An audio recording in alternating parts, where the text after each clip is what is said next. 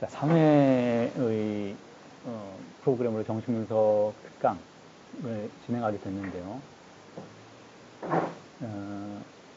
제가 정신분석의 근본 개념들이라는 주제를 설정을 하고, 그러니까 오늘은 그 개념들 중에서 증상이라는 개념을 다루려고 하는데요.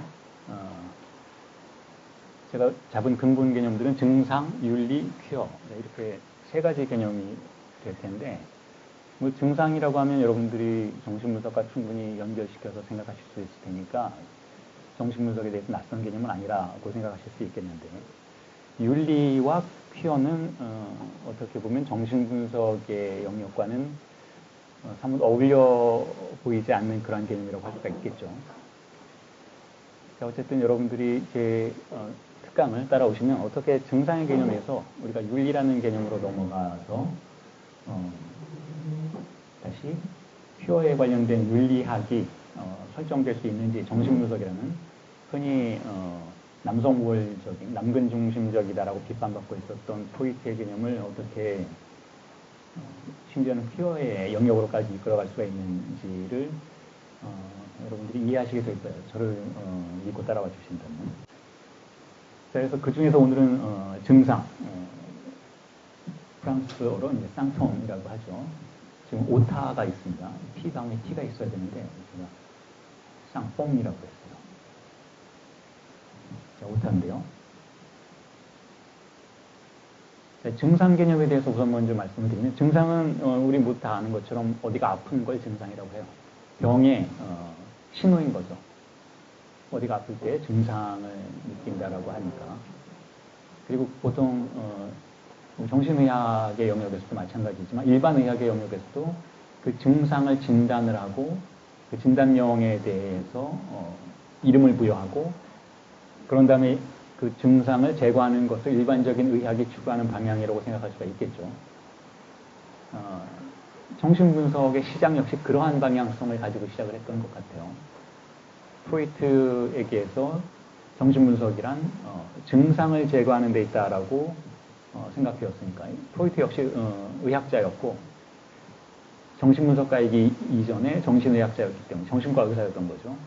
그래서 증상을 제거하는 것을 의학의 기본적인 목표로 하는 그러한 포지션에 대해서는 이의를 제기하지는 않았던 것 같아요. 물론 그게 잘 안 돼서 나중에는 과연 정신분석이 치료라는 기능을 수행할 수 있겠는가 라고 생각을 하게 되는 그러한 사태가 일어나긴 했었지만, 자, 어쨌든 프로이트 역시 증상을 일반 정신의학이 다루는 것과 유사한 방식으로 다루었다라는 거예요. 그래서 프로이트의 초기 연구서들을 읽어보면 자, 이런 표현들이 많이 나오죠. 제가 그 텍스트에도 여러분들에게 나눠드린 거에도 있는 것처럼, 지금 여러분들이 보시는 저 텍스트에도 있는 것처럼 읽어볼게요. 히스테리라는 증상에 대해서 정신분석이 어떻게 다루는가에 대해서 그것을 기억해내고, 왜냐하면 히스테리 환자의 원인의 기억은 은폐되어 있고 억압되어 있으니까 잘 생각이 안 나는 거죠. 망각된 기억으로서 있기 때문에. 그래서 그것을 생각나게 하고 말로 표현하게 하고 상세하게 진술하게 하는 것. 그래서 분명히 이야기하고 있죠. 언어로 표현되어야만 한다. 그래야 히스테리의 원인이 제거가 된다. 그리고 그 밑에 제가 적어놓은 것처럼 원인이 멈추면 결과도 멈춘다. 라는 명제를 설정을 하죠. 자, 이게 프로이트의 정신분석이었어요. 자, 그리고 정신분석이 이러한 여정을 따라간다면 사실은 정신분석은 그리 어려운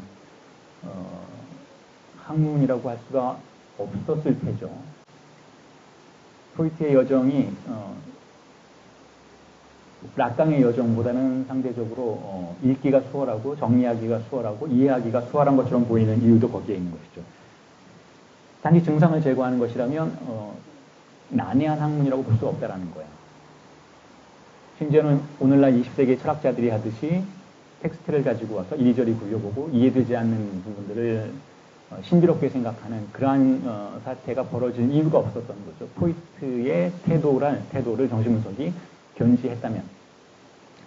자, 근데 프로이트는 어쨌든 그렇게 증상을 제거하려는 태도를 보이면서 정신분석의 여정을 이끌고 나가지만 항상 성공했던 것은 아니고 상당히 자주 실패했죠. 프로이트를 비판하는 많은 사람들이 프로이트에 대해서 환자의 치료를 실패한 그러한 사건들을 들추어내고 심지어는 자살한 환자들에 대해서도 많은 폭로를 하고 그래서 정신분석이라는 것이 치료로서의 효과를 갖지 못한다. 오히려 부작용만 일으킨다라고 그렇게 생각하는 태도를 보였었던 거죠. 자, 그렇게 프로이트의 여정은 끝이 나게 돼요. 큰 성과를 거두지는 못하고 많은 비밀을 밝혀내기는 했지만 큰 성과를 거두지는 못하고 프로이트의 모험은 끝이 나죠. 즉 무의식을 발견하고 그 무의식을 분석해서 무의식이 어떠한 구조로 되어 있는지에 대한 프로이트 나름의 이론들을 설정을 하고 개념들을 창안을 하고 그 개념들을 통해서 그 이전에 존재했던, 물론 무의식이라는 개념은 그 이전에도 존재했었던 것이니까요. 그 이전에 존재했었던 무의식에 대한 개념을 갱신하고 무의식을 보다 언어적인 것으로 규정하는 데 많은 기여를 했지만 치료에는 크게 도움이 되지는 않았다라는 거예요. 이게 프로이트의 증상을 제거하는 정신분석이라는 포지션에 관련된 문제라고 할 수가 있겠죠. 그리고 락강 역시 이러한 태도를 쫓아가요. 제가 57년까지 락강이 동의한 지점이라고 이렇게 명기해 놓은 이 부분은 프로이트나 락강이나 모두 증상을 언어로 포착할 수 없었던 어떤 병리적 현상으로 간주를 하고 그것을 언어로 포획을 하고 즉 상징화한다라는 표현을 쓰게 되죠. 언어로 포획을 하고 말로써 사로잡아서 그 말의 기능 속에서 증상이 소멸하도록 아브레악시움이라고 부르는데요. 해제 반응을 불러일으키도록 만드는 태도를 정신분석의 여정으로 생각해 왔던 것이 락강에게도 이어졌다라는 거예요. 57년까지만. 그랬다라는 것은 57년까지만 그랬다라는 것은 락강이 57세까지 그랬다라는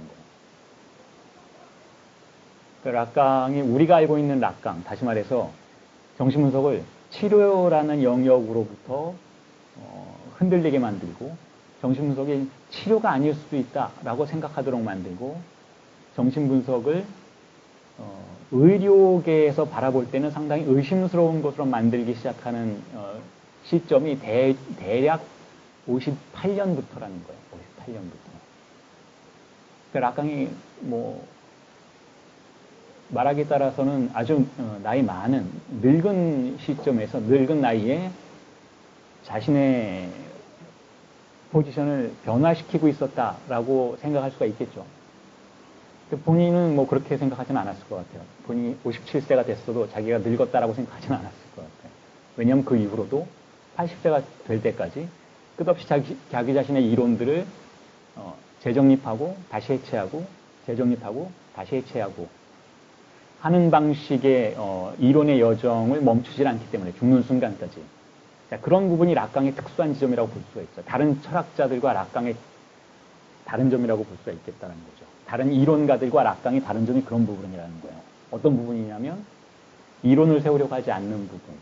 그래서 락강의 텍스트를 읽어보시면 다 아시겠지만 일단 앞 페이지에서 한 말과 뒷 페이지에서 한 말이 그렇게 종합적으로 연결되고 있지는 않는다라는 거예요.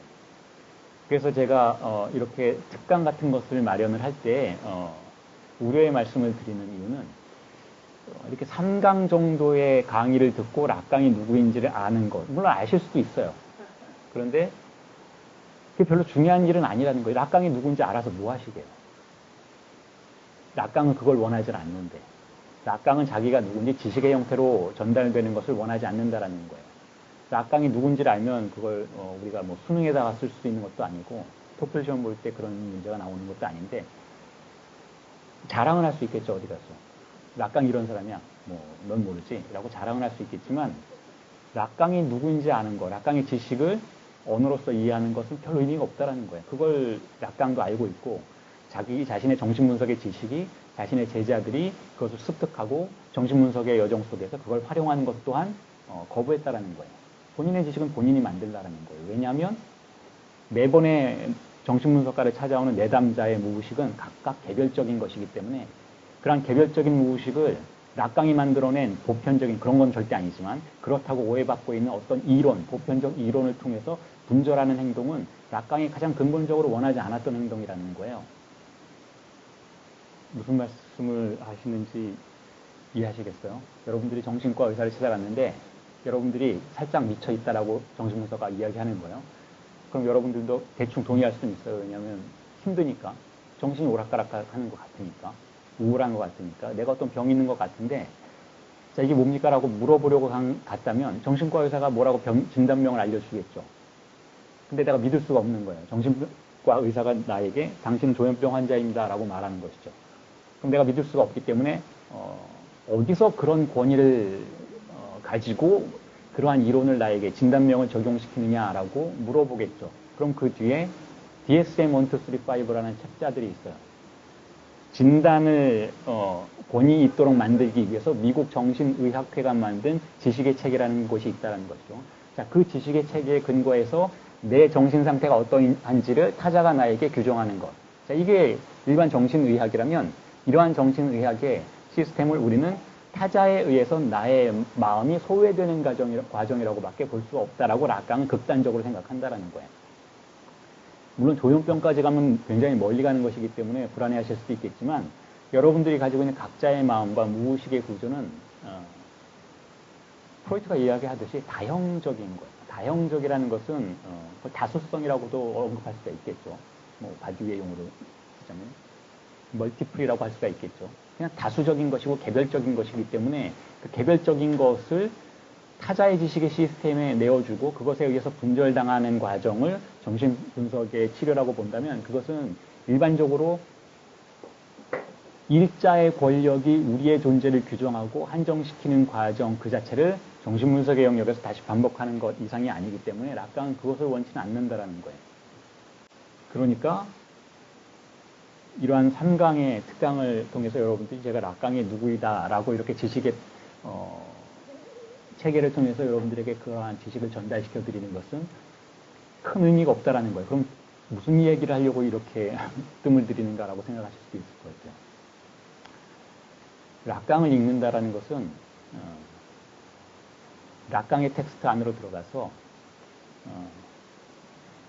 지식의 구조 내부에 어떠한 방식으로 우리가 사로잡히는지 그리고 그 구조 내부에서 어떻게 우리가 방황하는지 그리고 방황 속에서 어떻게 우리가 견뎌내는지 그러한 견딤을 통해서 우리가 타자에 의해서 이 경우엔 락강이겠죠. 주어진 지식을 어떻게 자기화할 수 있는지 즉 변형시키는지 그리고 그 변형된 개념들을 가지고 어떻게 그 지식의 미로로부터 나오는지 그런 다음 다시 나만의 지식을 어떻게 재생산해낼 수 있는지에 대한 정신적 체력을 키우는 그러한 목적을 위해서만 락강은 우리에게 자신을 읽을 것을 요청하고 있다는 거예요.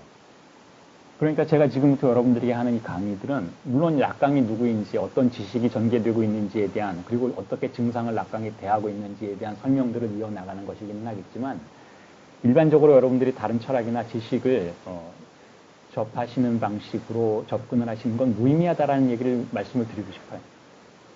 락강은 그래서 락강의 텍스트를 읽는다라는 것은 락강적인 윤리가 요청되는 행위라는 것이죠.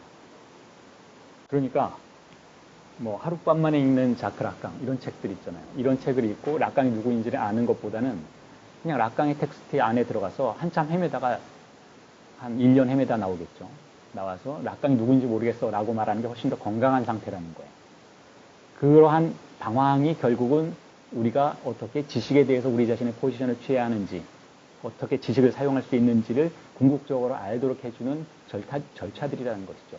그리고 정신분석 역시 그러한 전략을 내담자에게 취하게 된다는 거예요. 정신분석은 내담자에게 당신의 증상이 무엇이라고 말해주지 않으려고 한다는 거예요. 그게 락강이 증상을 대하는 방법이에요. 프로이트는 그러한 방식으로 까지 가지는 않았어요. 당신의 증상이 무엇이다 라는 방식으로 이야기를 해주고 본인이 자신의 증상에 대해서 이야기를 하면서 즉 언어로 표현되면서 증상이 소멸되는 그러한 과정들을 이끌고 가려고 했었는데 락강은 그보다 한 발 더 나간다는 거죠. 증상에 대한 태도가 락강에게는 57년 이후부터 근본적으로 변화하는 시점들이 생겨난다는 거예요. 나이를 먹으면서 락강이 그렇게 생각하게 됐다는 거죠. 증상을 지식으로 사로잡아서 무엇 할 것이냐 라고 생각하기 시작한다는 것이죠. 그리고 원인을 멈추게 한다면 결국 어떤 일이 벌어질 것인가 라고도 생각한다는 거예요. 원인을 멈추게 한다면 병이 멈추지만 락강이 생각하기에 인간의 존재 자체가 바로 병이라는 거예요. 존재가 병이기 때문에 병을 제거하면 존재는 사라지게 되고 소외만 남게 된다는 것이죠. 자, 지금까지 말씀드렸던 것을 이 부분에 대해서만 다시 정리를 드릴게요. 자, 증상을 언어로 표현하는 것. 자, 이게 일반적으로 우리가 알고 있는 정신분석이라는 것의 겉모습이에요. 근데 락강은 그렇게 생각하지 않는다는 것이죠. 왜냐하면 증상을 사로잡을 때 사용된 언어가 나 자신의 언어가 아니라 타자의 언어일 수밖에 없기 때문에 결국 나의 증상을 타자의 언어에 의해서 사로잡히도록 만드는 것은 불가능한 뿐만 아니라 지속해서 그 증상이 방어하고 저항하고 움직일 것이다라는 거죠. 증상이 출현했던 이유는 왜 출현했을까요? 증상이 심리적인 차원에서 출현한 이유는 증상이 거세를 받아들이지 않았기 때문에 그래요. 우리의 신체가 왜 우리 자신에게 가해지는 언어적인 포획을 받아들이지 않을까? 유아기의 말을 배우는 단계에서도 마찬가지지만 여러분들이 살아가는 현실 속에서도 여러분들의 신체는 혹은 존재는 여러분들의 신체와 존재를 사로잡는 언어에 수긍하는 것 같지만 받아들이려 하지 않는 부분들이 분명히 존재한다는 것이죠. 그러한 사건들을 증상적 사건이라고 부른다는 거예요. 그러한 순간들이 증상적 순간들이라는 것이죠. 누군가가 예를 들면 아주 간단하게 말한다면 여러분에게 당신은 여자이고 당신은 남자이고 당신은 몇 살이고 당신은 한국인이고 그래서 이러한 삶을 살아야만 한다라고 언어적인 방식으로 여러분들의 존재를 규정하려고 할 때 그것이 기쁠 수도 있어요. 기쁠 때 그것을 락강은 상징계적 쾌락이라고 부르죠. 자, 그건 우리가 타자의 언어에 의해서 온전히 사로잡힐 때 느끼는 일종의 마조이즘적인 쾌락이에요. 그런데 그러한 쾌락으로부터 벗어나서 그러한 언어에 저항하려는 태도가 발견되기도 한다는 것이죠. 그러한 태도의 발견을 증상이라고 부른다는 거예요. 저항하려고 하는 순간, 존재가 타자의 언어에 사로잡히는 것에 저항하려고 하는 순간, 그리고 미시적인 차원에서는 우리의 신체를 상징화했던 아버지의 이름에 저항하려는 순간을 증상적 순간이라고 부른다는 것이죠. 그리고 그러한 순간의 증상을 소멸시키면 결국 존재 자체가 소멸되는 것과 마찬가지라는 거예요. 그래서 락강은 증상을 대하는 태도를 변화시키기 시작했다는 것이죠. 자, 보통 제가 락강을 강의할 때 이 그림을 꼭 보여드려요. 지금 여러분들에게 제가 아무런 사전 설명도 없이 뭐 신체가 언어에 사로잡힌다 뭐다 이런 얘기를 했는데 자크 락강의 정신분석에 대해서 어느 정도 알고 계시는 분들은 이해를 하셨겠지만 그렇지 않은 분들은 좀 막막하셨을 수도 있어요. 그래서 다시 기초로 돌아가는 의미에서 일종의 아주 기본적인 구도를 여러분들에게 말씀을 드리자면 자, 이게 인간이라는 존재의 모습이라는 거예요. 인간이라는 존재의 모습인데 땅 밑에 주입상수가 있죠. 땅 밑에 있다는 건 억압이 되어 있다는 뜻이죠. 땅 밑에 주입상수가 있고 뭔가 만개한 느낌이에요. 꽃이 막 펴있는 느낌이죠. 그리고 실제로 현실의 리얼리티 속으로 출현한 것은 나무라고 할 수가 있는데 자라난 나무인 것이죠. 뿌리로부터 자라난 나무인데 보시면 알겠지만 핍진해요. 뭐 열매도 없고 꽃도 없고 아무것도 없어요. 자, 이게 우리의 신체의 현실인 거예요. 우리의 신체가 살아가는 현실인 것이죠. 이게 기본적으로 프로이트가 가정했던 인간의 쾌락에 관련된 현실이에요. 인간은 쾌락을 즐기지 못하는 주체인 것이고 문명이 출현했던 이유는 바로 그러한 쾌락에 대한 억압, 즉 이곳에서는 이미지에서는 땅으로 표현되는 쾌락에 관련된 근본적 억압이 결국은 나무를 자라게 하고 저 나무가 우리 자신이 건설한 문명이라고 볼 수가 있다면 저 나무 옆에 제가 르팔리우스라는 단어를 써놨는데 남근이라는 뜻이죠. 남근은 바로 이렇게 나무가 자라도록 방향성을 설정해주는 문명의 은유예요. 이걸 부성적 은유라고도 부르는데 이렇게밖에 은유될 수 없도록 은유의 방향을 설정하게 만들어주는 것이죠. 은유의 방향. 자, 모든 언어는 은유잖아요. 모든 언어는 은유예요. 여러분들의 이름을 다 갖고 계실 테지만 그 이름도 여러분 자신의 존재는 아니고 여러분 자신의 존재를 은유하는 하나의 단어라고 볼 수가 있겠죠. 그리고 여러분들에 관련된 다양한 지식들이 존재하잖아요. 뭐 남자이거나 여자이거나 몇 살이거나 학생이거나 선생이거나 뭐 직장인이거나 그 단어들이 다 은유라는 거예요. 여러분 존재는 아닌 것이죠. 단어는 은유일 뿐이에요. 대신해서 여러분들을 표현해주는 은유인 것이죠. 그런데 그 은유를 아무렇게나 사용할 수는 없죠. 그게 바로 은유가 현실 속에서 사용되는 방식이에요. 여러분들이 남자인데 본인을 여자라고 말한다면 자, 그 은유는 허용되지 않은 은유예요. 물론 퀴어의 세계에서는 그렇게 말해질 수도 있겠지만 어쨌든 현실 세계에서는 금지되어 있죠. 자신의 성별을 적는데 이력서에 남자가 여자라고 적을 수는 없는 것이죠. 이력서에. 법적인 방식으로 통제되는 사회에서는 결국 자신에 관련된 은유가 방향성을 갖게 될 수밖에 없다라는 의미에서 은유는 하나의 질서, 거대한 하나의 질서에 지배받고 있다라고 말할 수가 있는데 그 질서를 보통 락강은 부성적 은유라고 불러요. 왜 부성적이냐면 남자가 지배하는 사회이기 때문에 그래요. 남성이 지배하는 사회이기 때문에 은유가 남성이 지배하는 사회이기 때문에 은유가 남성적인 흐름을 따라서만 출현할 수 있게 된다는 것이죠. 자, 그래서 은유를 통제하는 권력이 존재한다면 추상적인 권력이죠. 그걸 이제 락강이 대타자라고 부르는데 그 대타자에는 성별이 있다라는 거예요. 어떤 성별이냐면 방금 말씀드린 대로 남성이라는 것이죠.